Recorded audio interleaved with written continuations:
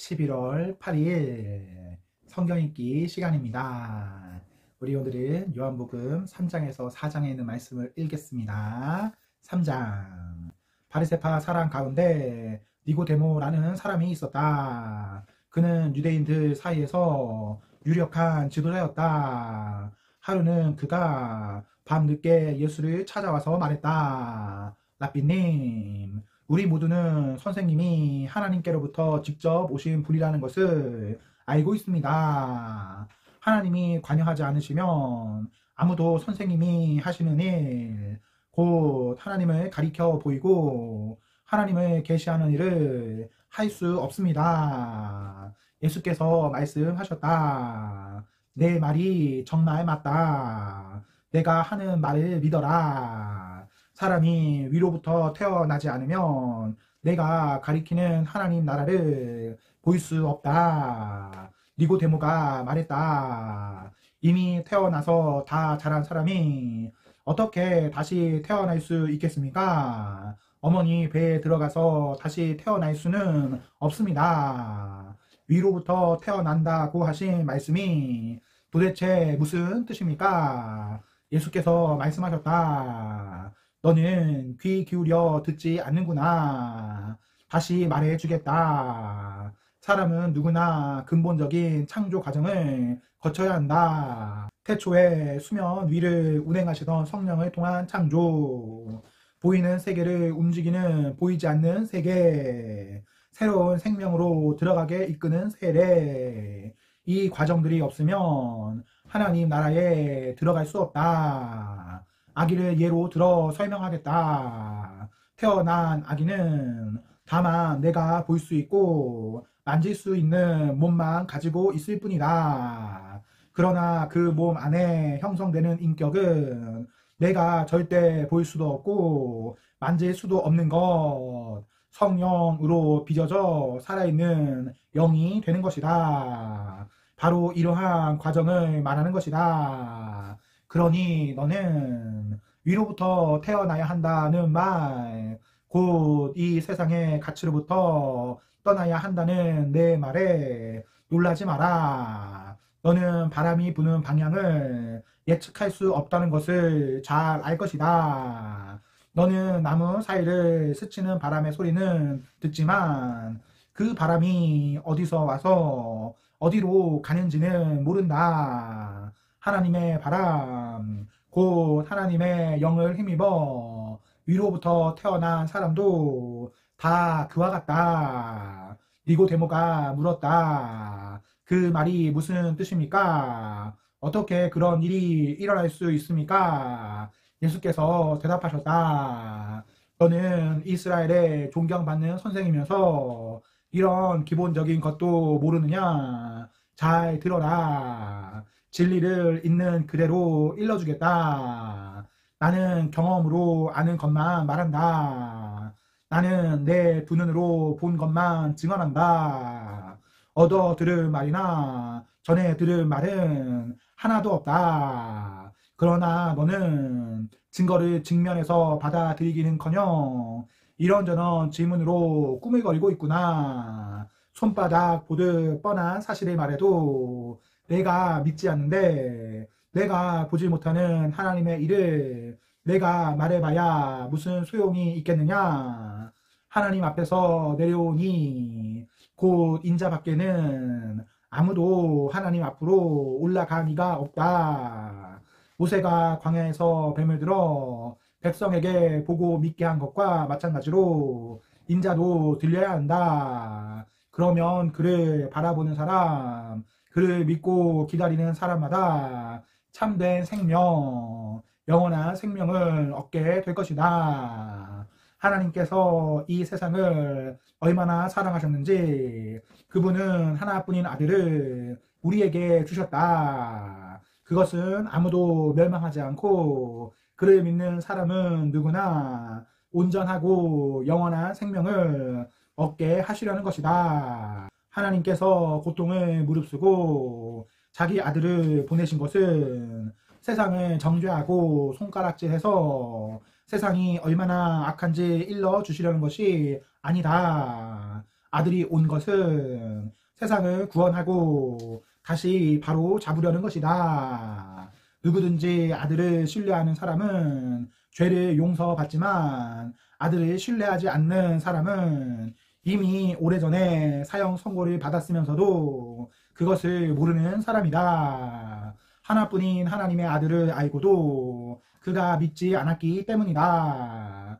너희가 처한 위기 상황은 이러하다. 빛이신 하나님께서 세상 안으로 들어오셨지만 사람들은 어둠을 찾아 달아났다. 그들이 어둠을 찾아 달아난 것은 하나님을 기쁘시게 해드리는 일에 관심이 없었기 때문이다. 악을 일삼고 부정과 망상에 사로잡힌 사람은 누구나 빛이신 하나님을 싫어해서 그 빛에 가까이 가려고 하지 않는다. 자기 행위가 드러날까 괴롭고 두렵기 때문이다. 그러나 진리와 실체 안에서 일하고 살아가는 사람은 빛이신 하나님을 맞아들인다. 그것은 자기 행위가 하나님의 일을 위한 것이었음을 드러내려는 것이다. 이 대화를 마치고 예수께서 제자들과 함께 유대로 가셔서 그들과 함께 휴식을 취하셨다. 예수께서는 세례도 주셨다. 같은 때에 요한은 살렘 근처에 있는 에논에서 세례를 주고 있었는데 에논은 물이 풍부한 곳이었다. 이 때는 아직 요한이 감옥에 갇히기 전이었다. 요한의 제자들이 세례의 본질을 두고 유대의 지도자들과 논쟁을 벌였다. 제자들이 요한에게 가서 말했다. 라삐님, 요단강 건너편에서 선생님과 함께 있던 분을 아시지요? 선생님께서 증언하고 인정해 주신 분 말입니다. 그 분이 이제는 우리와 경쟁하고 있습니다. 그분도 세례를 주고 있는데 사람들이 우리에게로 오지 않고 다 그분에게로 갑니다. 요한이 대답했다. 사람이 하늘의 도움 없이는 성공할 수 없다. 나는 지금 영원한 성공을 말하는 것이다. 나는 메시아가 아니다. 나는 그분보다 앞서 보냄받아서 그분을 준비하는 사람에 불과하다. 내가 이것을 공개적으로 말할 때에 너희도 그 자리에 나와 함께 있었다. 신부를 얻는 이는 당연히 신랑이다. 그리고 들러리가 되어 신랑 곁에서 그가 하는 말을 모두 듣는 신랑의 친구는 참으로 행복하다. 내가 바로 그 사람이다. 이제 결혼식이 끝나고 행복한 결혼 생활이 시작될 것을 잘 아는 신랑의 친구가 어떻게 질투할 수 있겠느냐. 그래서 내 잔이 넘쳐 흐르는 것이다. 지금은 그분이 중앙 무대로 나오시고 나는 가장자리로 비껴나가야 할 순간이다. 위로부터 오시는 그분이야말로 하나님께서 보내신 다른 어떤 심부름꾼보다 뛰어나신 분이다. 땅에서 난 자는 땅에 매여서 땅의 언어로 말하지만 하늘에서 나신 분은 우리와 차원이 다르다. 그분은 하늘에서 직접 보고 들은 것을 증거로 제시하신다. 하지만 아무도 그 같은 사실에 관심을 두지 않는다. 그러나 그 증거를 면밀히 살펴보는 사람은 하나님이 곧 진리라는 사실에 자기 목숨을 걸게 된다. 하나님께서 보내신 그 분은 하나님의 말씀을 전한다. 하나님께서 성령을 조금씩 나누어 주신다고 생각하지 마라. 아버지는 아들을 한량없이 사랑하신다. 아버지는 아들에게 모든 것을 맡기셔서 아들로 하여금 그 선물을 아낌없이 나누어주게 하셨다. 그래서 아들을 받아들이고 신뢰하는 사람은 누구나 그 모든 것, 곧 온전하고 영원한 생명에 참여하게 된다. 어둠 속에 있어 아들을 신뢰하지 않고 외면하는 사람이 생명을 보지 못하는 것도 그 때문이다. 그가 하나님에 대해 경험하는 것이라고는 온통 어둠, 지독한 어둠 뿐이다. 4장. 예수께서 바리새인들이 자신과 요한이 세례를 준 횟수를 세고 있다는 것을 아셨다. 실제로 세례를 준 것은 예수가 아니라 그분의 제자들이었다. 바리새인들은 예수가 앞섰다고 점수를 발표하여 그분과 요한이 경쟁하는 것으로 사람들의 눈에 보이게 했다. 그래서 예수께서 유대를 떠나 다시 갈릴리로 가셨다. 갈릴리로 가려면 사마리아를 가로질러 가야 했다. 예수께서 사마리아의 수가라 하는 마을에 이르셨다. 수가는 야곱이 자기 아들 요셉에게 준 땅과 맞닿아 있었는데 야곱의 우물이 아직 거기 있었다. 여행으로 지친 예수께서 우물가에 앉으셨다. 때는 정오 무렵이었다.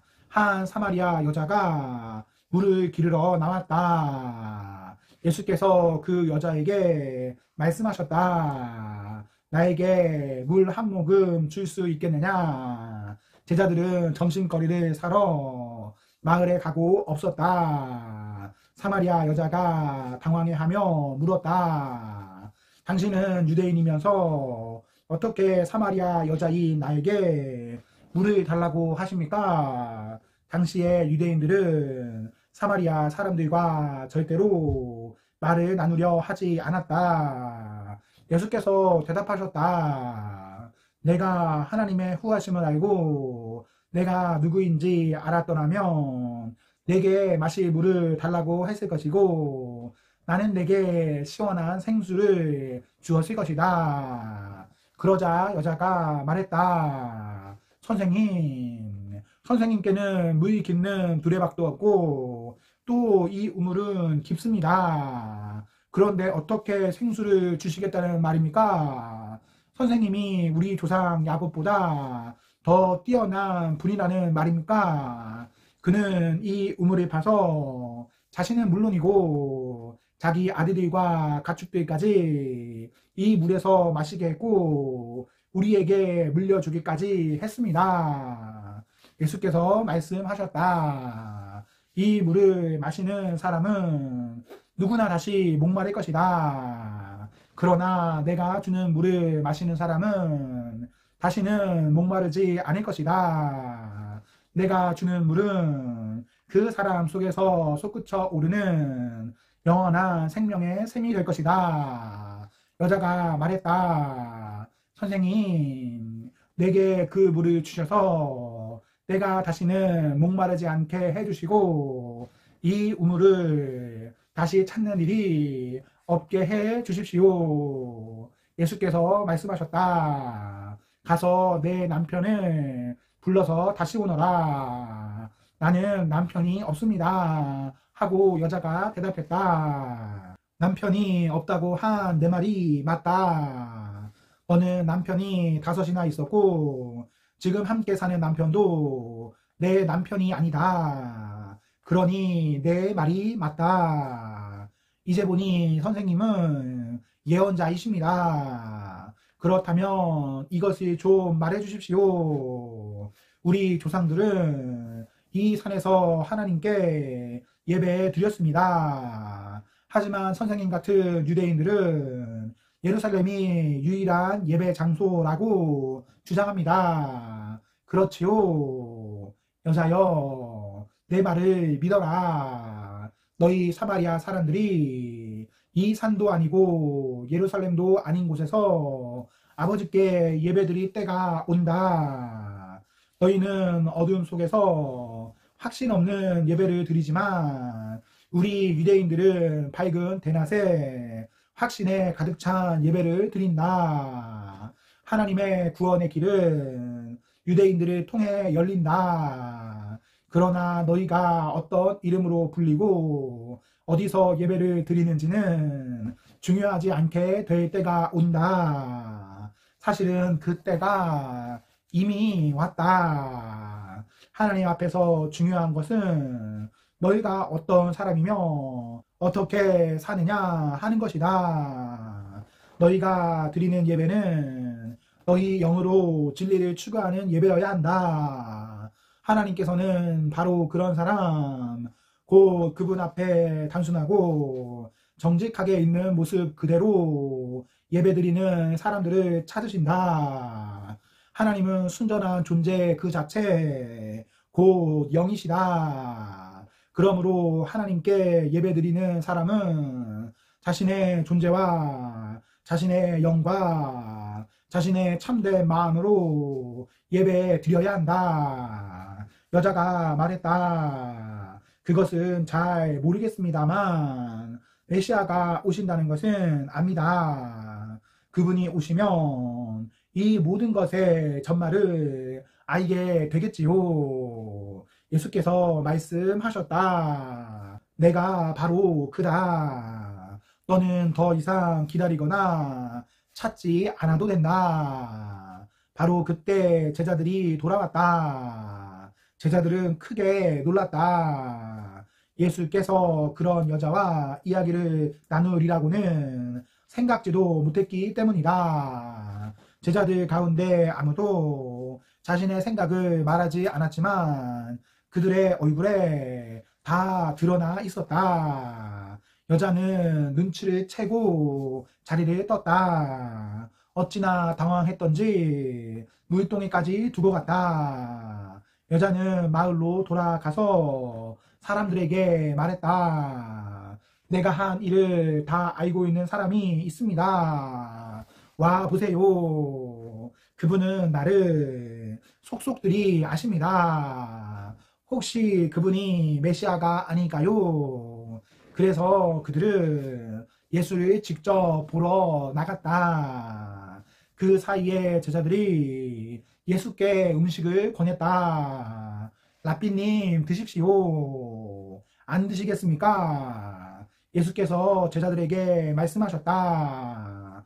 나에게는 너희가 알지 못하는 음식이 있다. 제자들은 누가 그분께 먹을 것을 가져다 드리기라도 한 걸까 하고 어리둥절해했다. 예수께서 말씀하셨다. 나를 살게 하는 음식은 나를 보내신 분의 뜻을 행하고 그분이 시작하신 일을 마무리 짓는 것이다. 지금 너희가 주위를 둘러본다면 넉 달쯤 지나야 추수할 때가 되겠다고 말하지 않겠느냐?